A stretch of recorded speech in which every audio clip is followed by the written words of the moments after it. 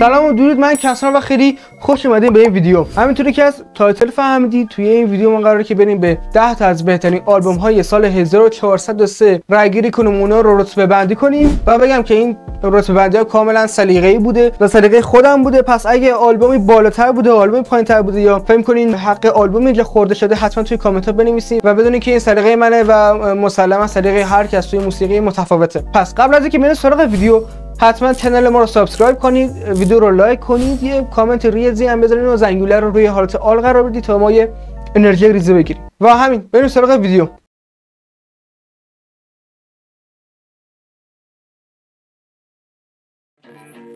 یالا به بپزار به ما سرت زدن سر راد، خسته بودم خیلی وقته این کسی گوشی ندادن به گپ ما.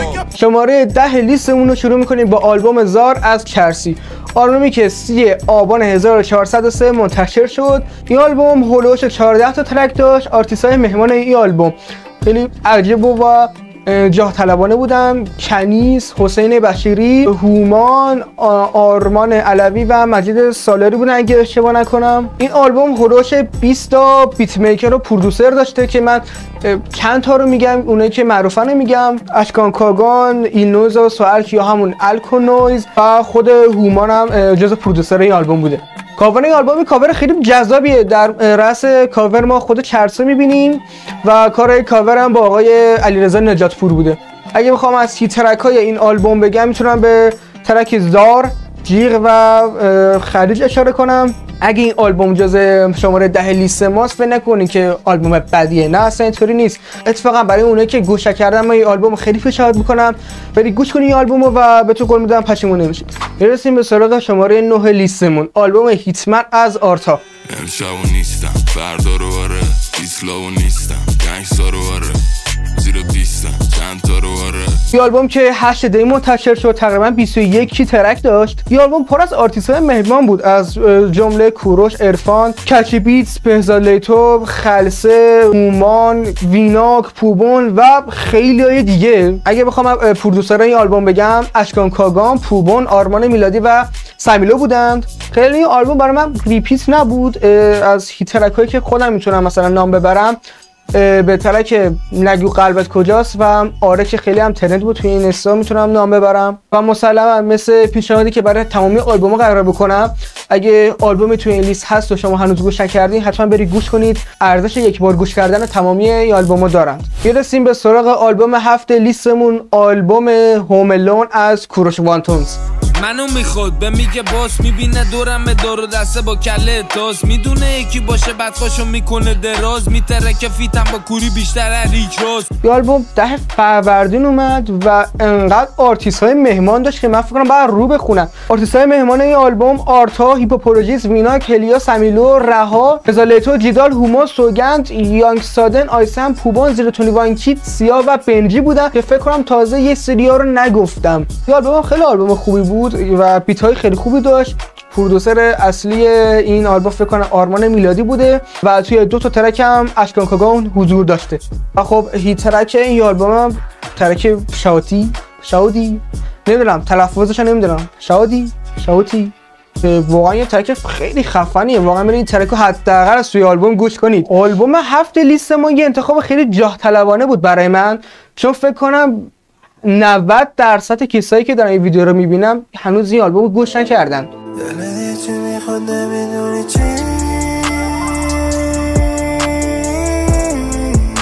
شماره 7 لیست ما میرسه به یه آلبوم با از 2 تا رپر مشترک به اسم ناجی و کیارپ که به نظر خودم هم سلیقه‌ای ها خیلی آلبوم خفنی هم بود که شامل 6 تا ترک هم بود.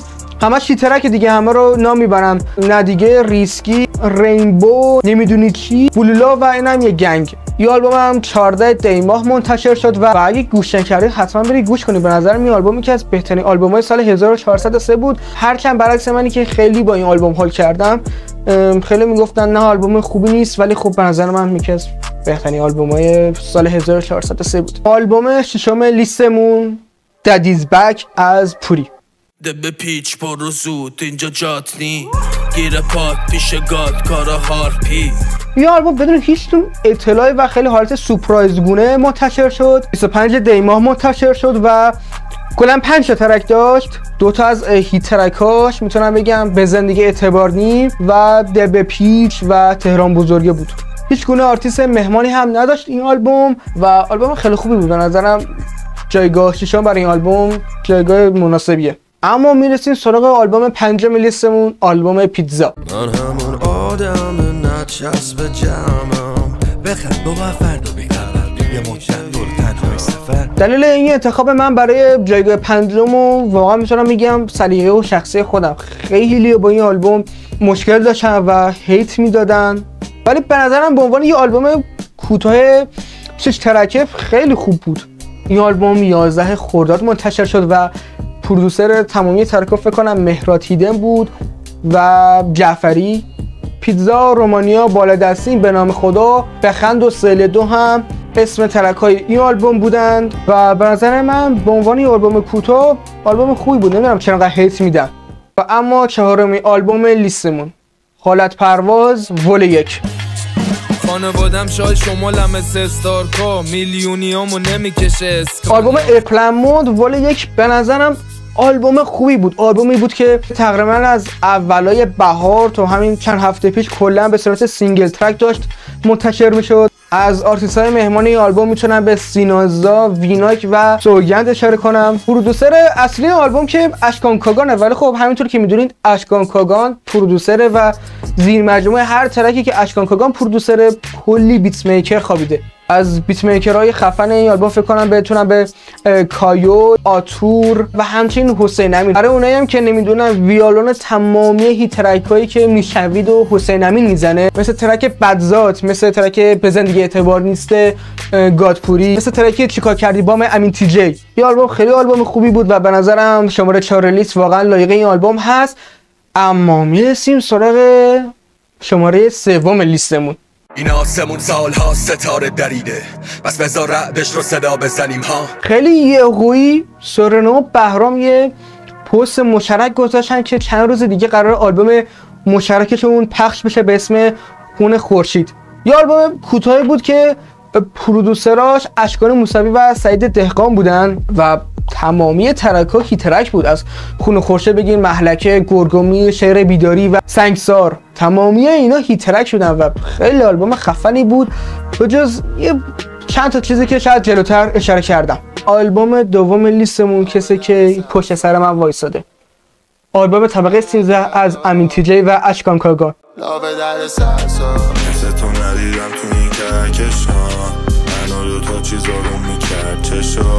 فکر کنم از اول این ویدیو متوجه تاثیر اشکان کاگان روی آلبوم‌ها شدید. اینکه اشکان کاگان امروزه چقدر رو بورس، چقدر داره هیت ترک ریلیز میکنه. و اما آلبوم طبقه 13 از امین تی جی، همونطور که گفتم پرودوسر این آلبوم اشکان کاگان بوده. این آلبوم 13 تا ترکه و میتونم بگم تمامی ترک‌ها هیت ترکن. خیلی آلبوم قوی و خفنیه و اصلا غیر قابل انتظار بود از امین تی جی که یه همچین آلبوم انقدر پرفکت و خفنی بخواد ریلیز بکنه. اما بذار یه توضیح بدم که چرا آلبوم تی جی شماره 2 لیسته و آلبوم خون خورشید از سورنا و بهرام، 2 تا از اسطوره‌های رپ فارسی، شماره 3 لیستمونه. اجازه بدید من ملک ارزشیابی هر آلبوم توی این لیست رو خدمتتون عرض بکنم. مثلا 1 لیریک، متن قوی که بتونه آدمو وجد بکنه با همراه یک فلو قوی.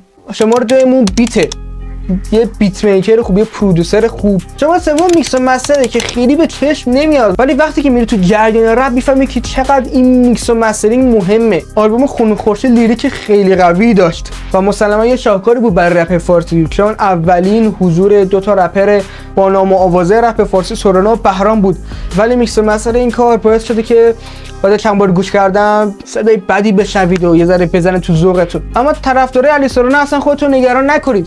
شماره لیستمون میرسه به آلبوم مجسمه از علی سورنا. به نام خون سقوط یا زندگیمون تو همینا خلاصه شد. نخواستیم باشیم اونی که شما خواستید، نتونستید بسازید اون که واسه باشید. شماره 1 لیستمون میرسه به آلبوم مجسمه از سورنا، آلبومی که 20 ترک داشت، 3 بهمن منتشر شد. پرودوسر این کار هم خود علی سورنا و سعید دهقان بودن و فکر کنم نباید انتظار من داشته باشه که بیام در مورد آلبوم نظر بدم. این آلبوم همون علی سورنایی بود که ما می‌خواستیم و این آلبوم پرفکته. بیت‌های خیلی خوب، فلو دلیوری بی‌نظیر علی سورنا، آرتیست‌های مهمونی که تا حالا قبلا سورنا با اون کار نکرده بود و همه فاکتورها باعث میشه که ما این آلبوم رو توی جایگاه‌های یک لیستمون قرار بدیم. مثلا این آلبوم امروزی نیست و برای طرفدارایی که تازه وارد رپ شدن و رپ امروزی رو دارن دنبال میکنن خیلی براشون جالب نیست. ولی شما نباید جزو اون افراد باشید، افرادی که سجادشاهی گوش میکنن، علی گرامی، بیاین این طرف به این سمت ما و این آلبوم رو گوش کنید و از اول تا آخر این 20 ترک لذت ببرید. خیلی ممنونم که این چند دقیقه از عمرتون رو در اختیار بنده گذاشتین تا بتونم این چند دقیقه سرگرمتون کنم با معرفی این 10 تا آلبوم. بازم میگم این آلبوم کاملا بر اساس سلیقه خودم به بندی شدند و سلیقه من سلیقه هر کس هم قابل احترامه.